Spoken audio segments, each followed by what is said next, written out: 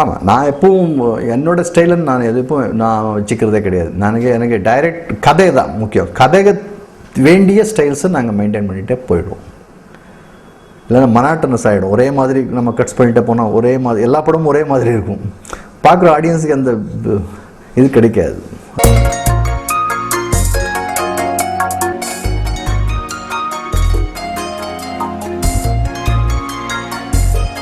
Bombay actually எனக்கு நான் Rojave expect பண்ணேன் நேஷ்னல் அவார்டு வரும்ன்ட்டு. அது எங்கேயும் நமக்கு ஒரு அங்கீகாரம் கிடைக்கல. உண்மையிலே பாம்பே விட நல்லா ஒர்க் பண்ணது நான் ரோஜால் தான். பட் அதில் எனக்கு எந்த அங்கீகாரமும் கிடைக்கல. படம் நல்லா ஓடிச்சு, ஓகே, அது ஒரு சந்தோஷமாக இருக்குது. பாம்பேக்கு நிறைய பேர் ஒருவரும் சொல்லிட்டு இருந்தாங்க. பட்டு அன்றைக்கி பார்த்திங்கன்னா நாங்கள் எல்லாம் ஃப்ரெண்ட்ஸ் எல்லாம் ஒரு ஃப்ரெண்ட் ரூமில் எல்லோரும் கெட் டுகெதரில் இருக்கிறோம். இன்றைக்கி அனௌன்ஸ் ஆகுதுன்னு சொல்லியிருந்தாங்க. இன்றைக்கி அனௌன்ஸ் பண்ணுறாங்க, டெஃபினட்டாக சுரேஷ் அரசுக்கு இன்றைக்கி அவார்டு வரும் அப்படின்ட்டு செலிப்ரேட் பண்ணுறதுக்காக எல்லோரும் உட்காந்துருக்கோம். நியூஸில் சொல்கிறாங்க, ஒரு 4-5 அவார்ட்ஸை சொல்லிவிட்டு எடிட்டிங் அதை பற்றியெல்லாம் சொல்லவே இல்லை. ரொம்ப டிசப்பாயிண்ட். அன்றைக்கி எல்லோரும் சும்மா இருந்தால் பரவாயில்ல, பட்டு எல்லோரும் எக்ஸ்பெக்டேஷனில் இருந்து ரொம்ப அப்செட் ஆகி அன்றைக்கி நான் சொல்லாமையே அவங்க வீட்டிலேருந்து கிளம்பி நான் இன்னொரு ஃப்ரெண்டு வீட்டுக்கு போய் தூங்கிட்டேன். நெக்ஸ்ட் டே மார்னிங் வீட்டுக்கு வரேன். நைட் வீட்டுக்கே வரல. நான் இன்னொரு ஃப்ரெண்ட் வீட்டுக்கு வந்தால் என் தம்பி கதை திறந்துட்டு யாரோ ஒருத்தர் ஃபோன் பண்ணியிருந்தாங்க உங்களுக்கு விஷ் பண்ணுறதுக்கு அப்படின்ட்டு. என்னென்ன உங்களுக்கு அவார்டு வந்திருக்கா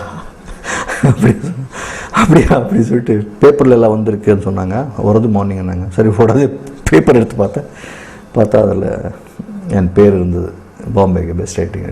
ஓகே, அது ஒரு த்ரில்லாக இருந்தது. இன்றைக்கி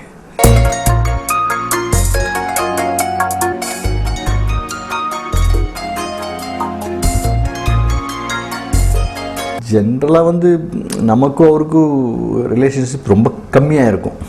ஏன்னா நம்ம ஒர்க் பண்ணுற இடத்துக்கு அவங்க வர மாட்டாங்க, அவங்க ஒர்க் பண்ணுற இடத்துக்கு வர மாட்டாங்க. ஃபைனல் ஸ்டேஜில் மட்டும்தான் நம்ம 2 பேரும் மீட் பண்ணிக்கிறோம். கிரேடிங் அந்த மாதிரி விஷயங்கள் டைமில் ஒரு நல்ல ரிலேஷன்ஷிப் இருந்தால் it's good for the film. But most of the time நம்ம 2 பேருக்கு சேர்றதே கம்மி.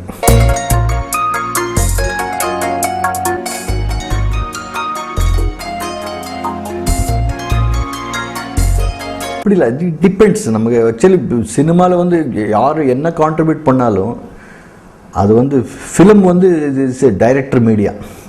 எல்லா credit should go to director. இந்த டைரக்டர் மீடியா, ஒரு கேமராமேன் மீடியாவோ இல்லை எடிட்டர் மீடியாவோ இல்லை ஒரு மியூசிக் டைரக்டர் மீடியாவோ நாங்கள் சொல்லவே மாட்டோம். இது டைரக்டர்ஸ் மீடியா. என்ன இருந்தாலும் அது தப்போ ரைட் எது இருந்தாலும் அது டைரக்டருக்கு தான் போய் அந்த கிரெடிட்ஸ் போகணும் அப்படின்னு என்னோட கருத்து.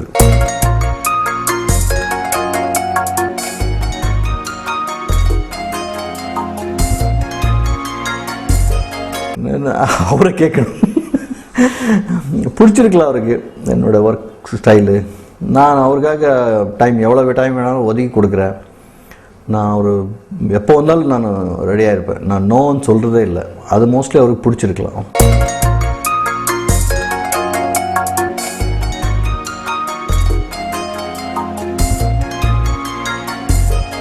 நான் அப்படியெல்லாம் எதுவுமே அப்படி டஃப்பு சேலஞ்ச் அப்படிலாம் எடுக்க முடியாது. எனக்கு எல்லாமே ஒன்று தான்.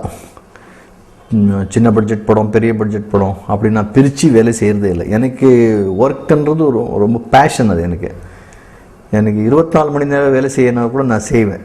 எனக்கு அந்த பற்றி பிரச்சனை இல்லை. சாப்பிட்லையா தூங்கலையா அதெல்லாம் இம்பார்ட்டண்ட் கிடையாது. எனக்கு தொழில்ன்றது அது ரொம்ப விருப்பப்பட்டு செய்கிறதுனால எனக்கு அப்படி எதுவுமே டஃப்னு இது வரைக்கும் நான் நினச்சதே இல்லை.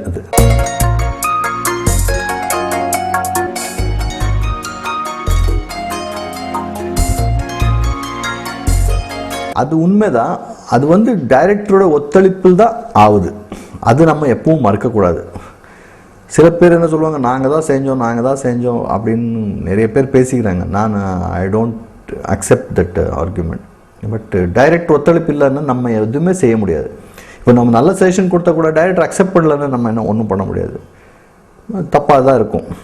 அதனால் நான் எது இருந்தாலும் இது டைரக்டருக்கு தான் போகணும். நம்மளோட நல்ல விஷயங்கள் நாங்கள் நல்லது பண்ணோன்னா அது first credit should go to the director, then நமக்கு.